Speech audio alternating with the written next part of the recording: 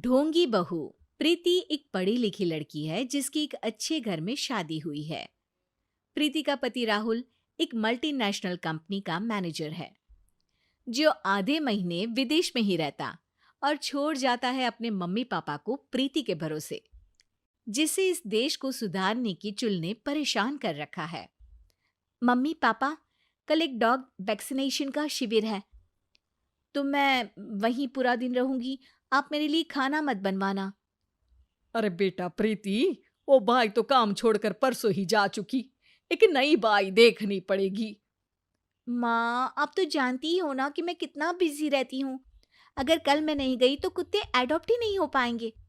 देखिए, हम इंसान तो बोलकर अपनी तकलीफों को बता सकते हैं, लेकिन वो बेचारे, उन्हें हमारी ज्यादा जरूरत है मम्मी।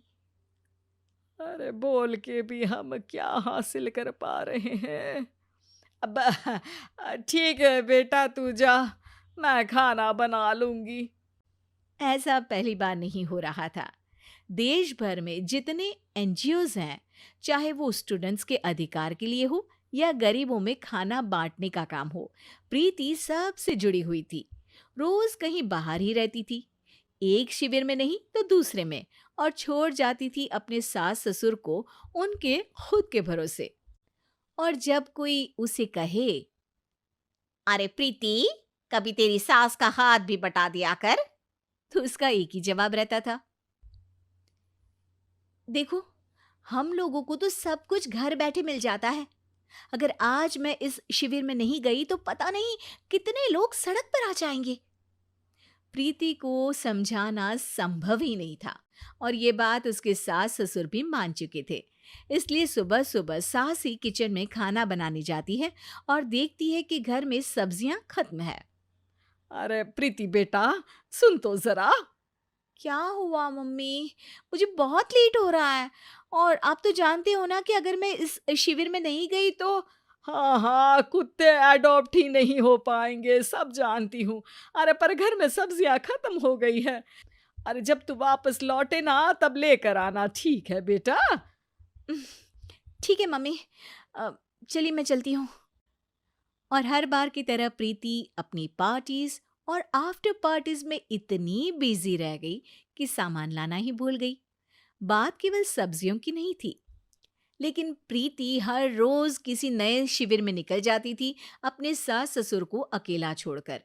एक हफ्ते बाद प्रीति के ससुर जी के हाथ में दर्द होने लगा। अरे बेटा प्रीति, पापा जी के हाथ में बहुत दर्द हो रहा है।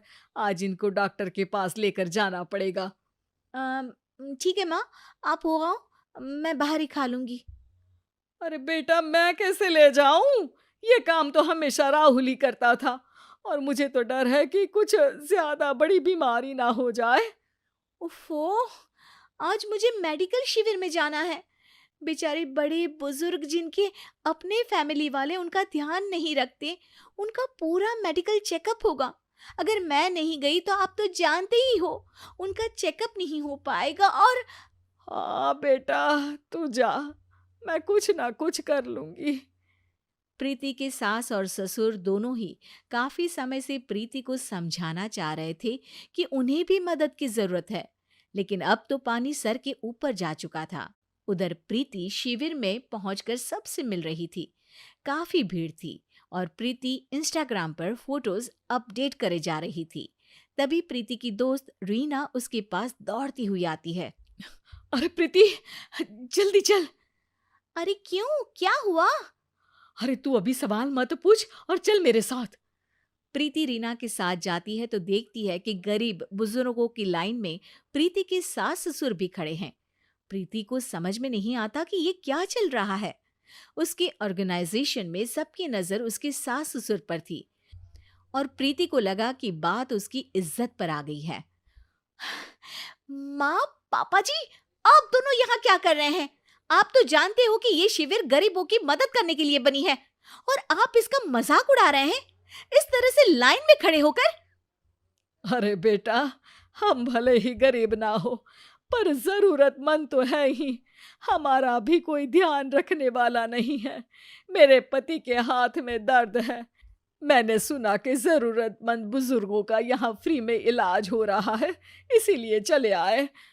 अ, नहीं, मतलब मैं तो प्रीति को समझ में आ गया था कि समाज को संभालने से पहले उसे अपना घर संभालना चाहिए और वो सर झुकाकर अपने सास ससुर से माफी मांगती है।